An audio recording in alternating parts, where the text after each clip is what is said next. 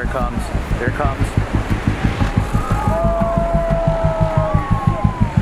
Hi, Lenny! Oh no. Tie down, tie down.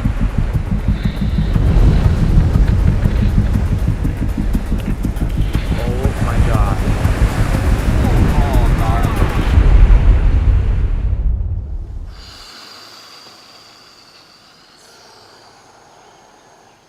10 seconds.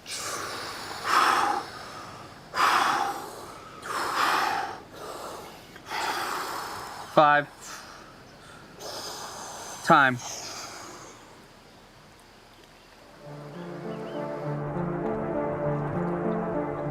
Yeah, I mean, since last time we were doing this interview, time has been flying. I felt like last year, it was kind of like a weird ending to the winter because January was so historic. The ADI cow ran.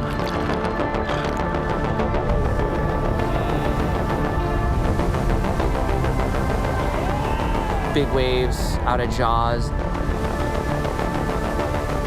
Just as I was gaining momentum, February hit and it went flat. Shoulders, knees and toes, knees and toes. It just seems like this long, flat summer finally is over and we're thrust into big wave season. It's 20 feet at 20 seconds on the buoy, which is just absolute toe swell. ADI cow. No one saw it coming. Guys, we're back. 3, 2, 1, go. All that training that I've done leading up to this winter has paid off because now I can allow myself to do a little more experimenting. 2.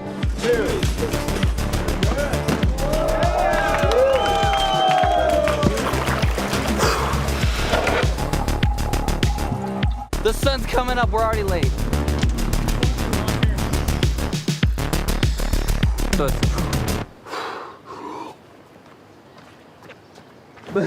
Yeah, that'll do it. Did you think that training is more effective than what we used to do in the past? I felt like I actually got more out of it, the Nazareth training, than the other training, because when I ended up going to Jaws and getting pounded like 3 or 4 times, it seemed like it was pretty minor. And I'm like, well, it obviously worked. Yeah. And in the past, I didn't feel that good underwater compared to this. So I was like shocked that last swell how comfortable you were. Like, you just take like a 60-footer on the head and then you're just like, let's go right back out.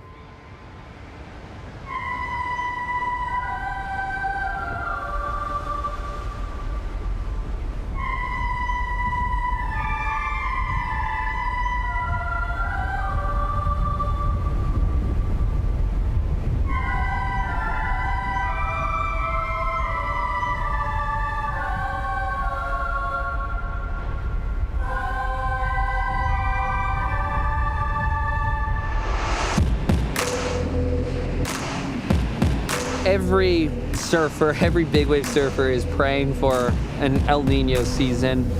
The El Nino season and hype is real, for sure.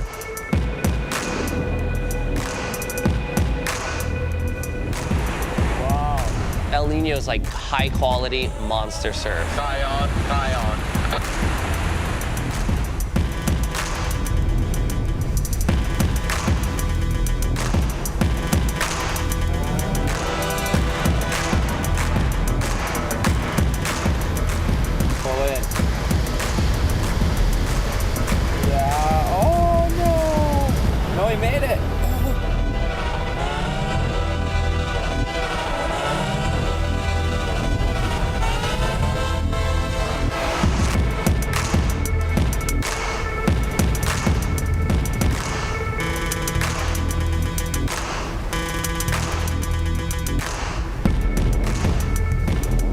Every session, I feel like the sport is progressing.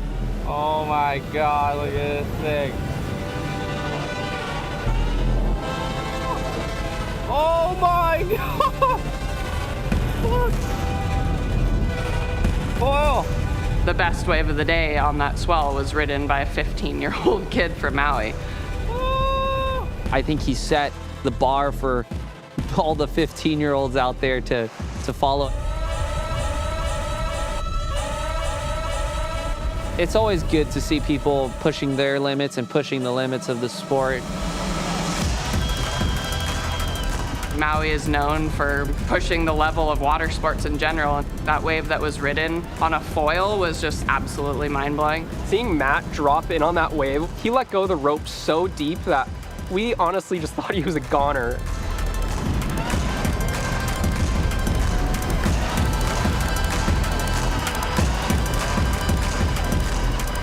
There's a limit to towing big waves on a foil, and he shattered my notion of that.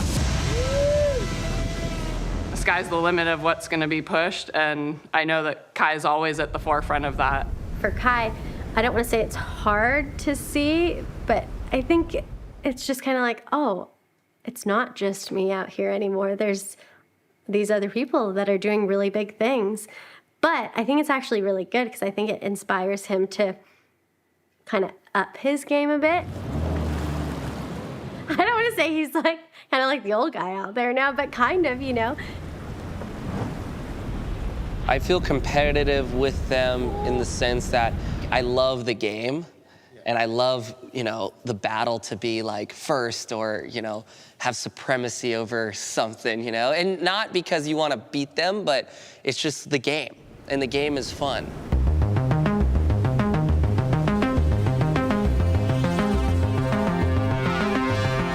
It feels like he's already so far ahead of everybody when it comes to towing. It's crazy to see him try to keep pushing further.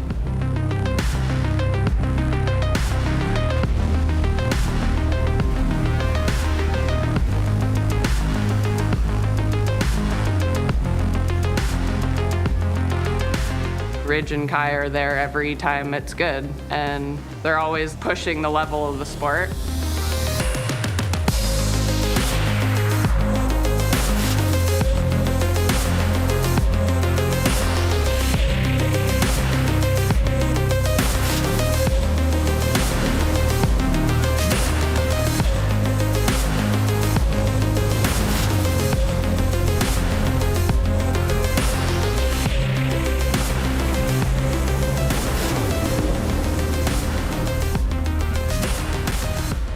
To be back in the water with my brother on the first big tow swell, his skills as a jet ski operator, as a surfer, as a waterman, to pick the waves, I mean, he's probably one of the best tow partners I've ever had.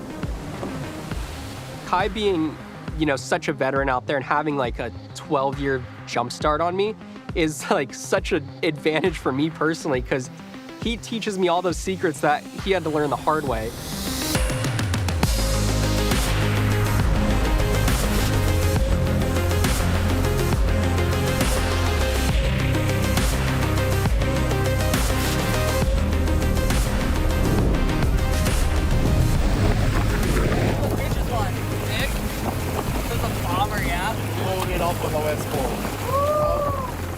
It fired me up so much to get back into rhythm with my brother, get that first day, get some good waves. I don't think I've ever been more excited for a big wave season than right now.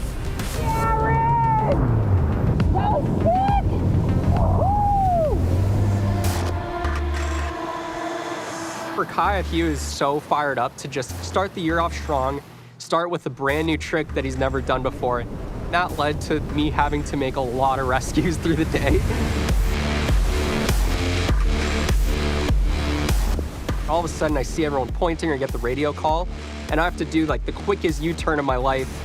Adrenaline was firing on every cylinder.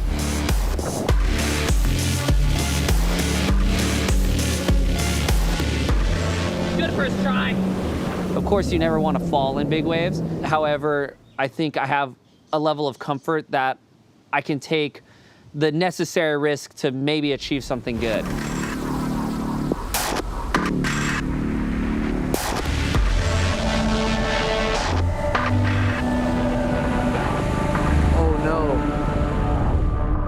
Every one of us eventually finds that moment, that limit, where it puts you in check. Kai's down, Kai down. Oh my God.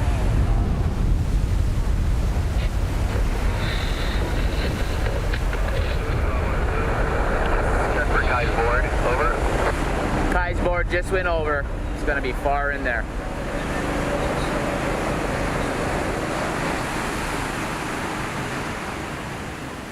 There's consequences to trying new things out there.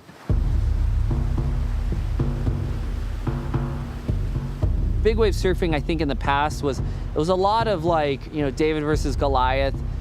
Part of big wave surfing was the survival component, and it still is for sure, but I think in recent years we've seen a transition to like, we know we can survive the biggest waves in the world, but what can we do when it comes to performance on these waves?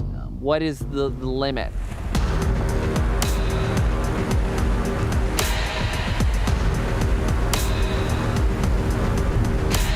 As that performance goes up, the safety gets better. We add more Sea-Doos and the drones are introduced and we have spotters on the cliff. My water safety team, they're our guardian angels.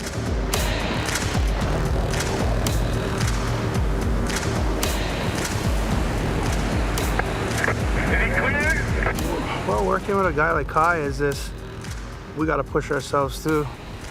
At his level, we gotta, step it up a notch on ours. So it makes our jobs pretty interesting.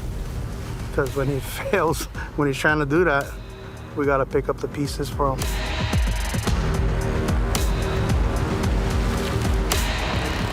Sometimes we'll make it, be the ride of our year, or we won't, and then you have people who are completely dedicated to water safety. Nathan down, Nathan down. I wouldn't take the risks I would take without knowing that those guys are there.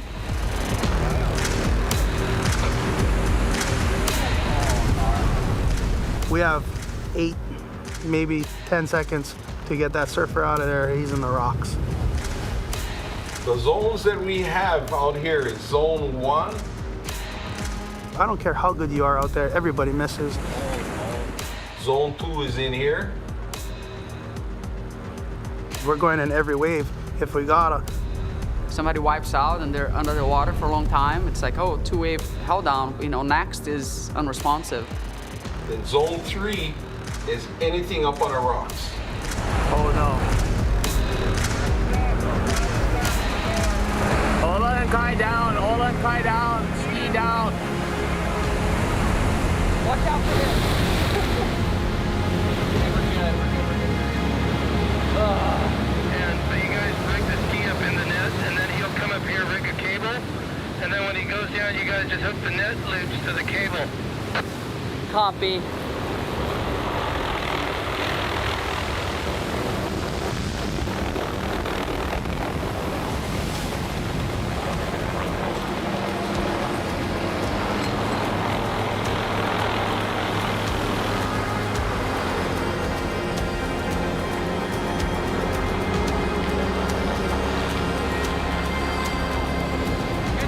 That was perfect.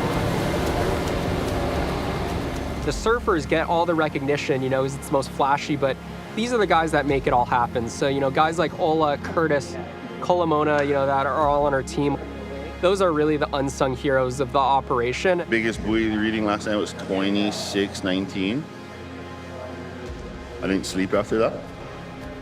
Andrea Moeller has pretty much helped save everybody out at Jaws. I don't think I ever planned to be in the safety crew. It's to me, it's kind of my passion. Like, I'm naturally involved because I just can't let go. Honestly, the Jaws crew, we're always tight. We depend on each other, if not, we're dead. It really is one of the most wild professions probably in the world. If you look back in water safety, you don't hear a conversation without Archie Kalepa, Brian Caolana, Double D. These guys are like the pioneers of why water safety is what it is. We didn't look back at anything, we just looked at it as the next frontier.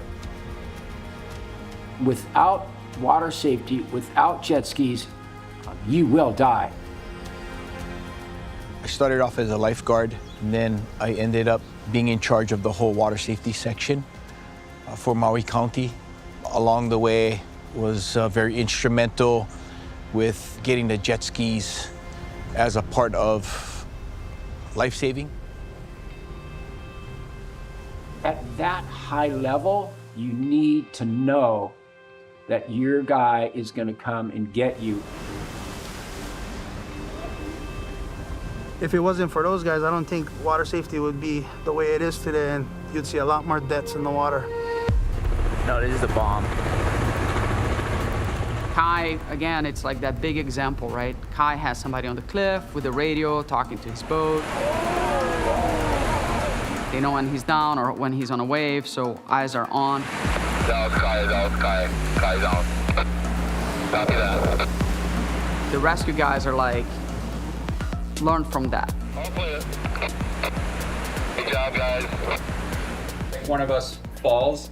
Is it just Ola going in after that first wave? Yeah. Well, and then you guys are lining up behind the next one, or? Like on a free surf day, he's your guy, so he's coming in first, and I'm coming in behind. You know what I mean? Regardless, like we all go out there, work with different teams, but when we're there, we all gotta be on the same page. I see that there's a unity that's getting stronger and stronger here on Maui every time, you know, every year. The rescue guys, that environment that they work in is a very dynamic environment. Ride her down. It's forever changing, constantly keeps you on your toes, it's very dangerous. Having the training or the consistency to work in that kind of environment, it becomes a natural response to providing help in times of need. Paradise on fire. The picturesque town of Lahaina, steeped in history, now faces devastation as flames ravage its beloved Front Street. At first, we heard, oh, Lahaina, you know, there's a fire over by Lahaina bypass. We thought it was gonna get contained, but the winds just like, were just howling at that point.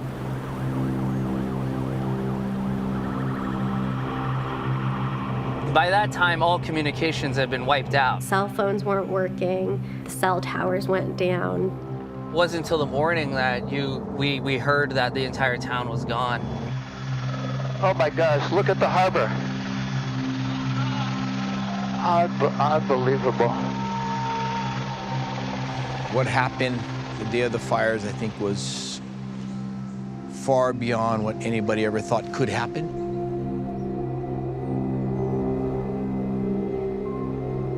It was horrible. I don't care how tough you think you are. You see that kind of stuff, it'll break you.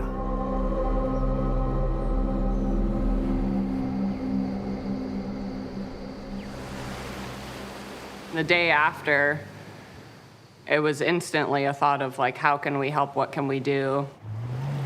There's only so much that we could do for the actual burn zone.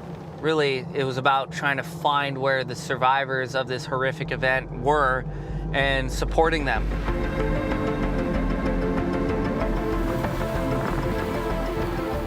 You know, we kept the wheels turning because a lot of people could not get supplies, you know, for over a week. That part of the island was so cut off, we couldn't get there by trucks or vehicles.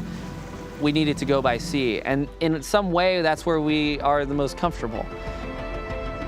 A lot of different boats from around the islands gathered supplies, anything from, you know, water, diapers, food supplies, gas. All of the essential needs were brought in via boat.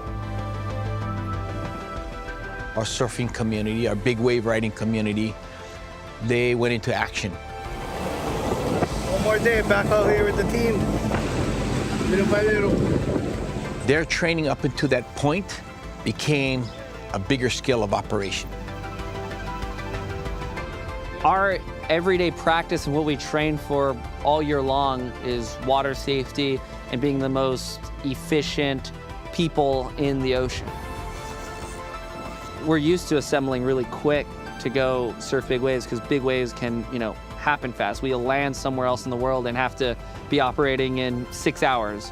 And in this case, with a matter of hours, we were able to assemble and pretty much run our same big wave program, but for a much different reason, a much more important reason than just trying to ride these big waves.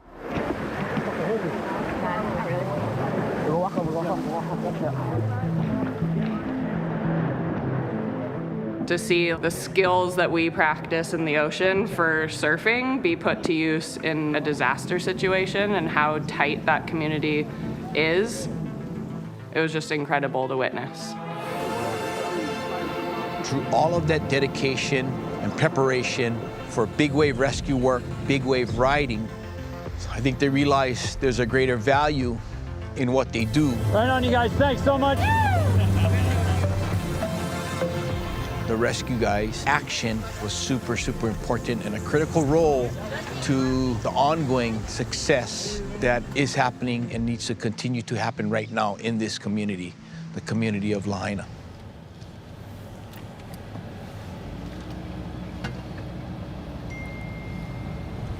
This was Ryan Jung's house. Yeah.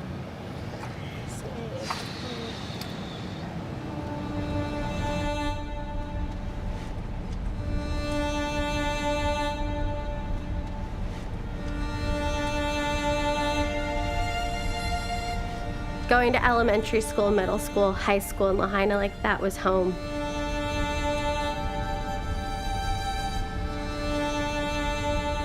And my mom has had a store in Lahaina.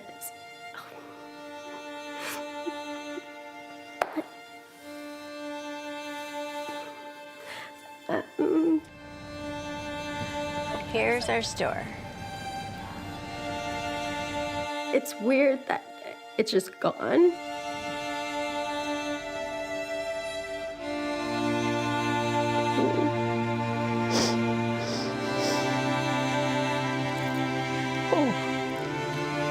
Yesterday hit the 4-month mark since the fires, and this is our first time back to the site of the store.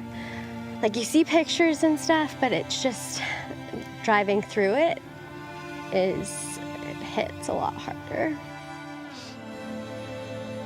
We've had so many people in the community that lost their business, lost their home, lost loved ones, so. Compared to like what most people lost, we are like small scale. It is just stuff, and our kids and our grandkids were okay, and you know, that was a blessing because we didn't know for sure till the next day if they were okay. So it really put it into perspective, you know, that this is all just, it's replaceable, it's stuff.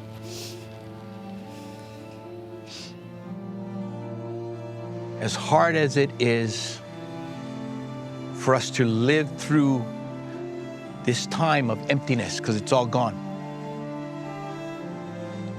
it's also a way for us to think about how do we rebuild Lahaina. Lahaina was always and still is a happy place. So there's the banyan tree, and there is green coming back.